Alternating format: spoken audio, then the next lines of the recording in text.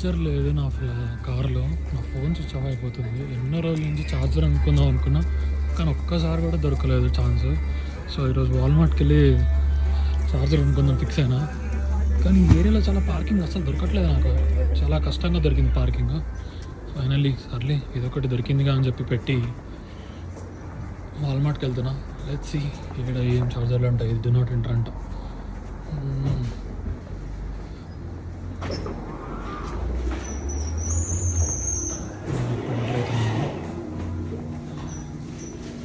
ఇవన్నీ food section, మనమేమో chargers section, electric appliances దగ్గరికి వెళ్ళాలి. అది ఏ దొరికిద్దో చూడాలి మనం.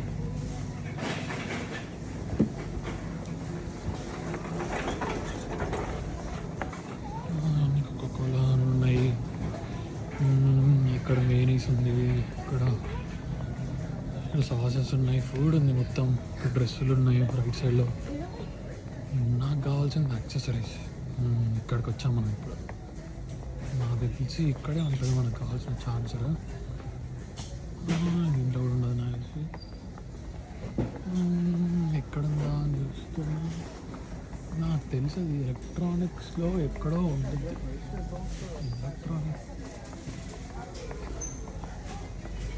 ఎలక్ట్రానిక్స్ ఎక్కడ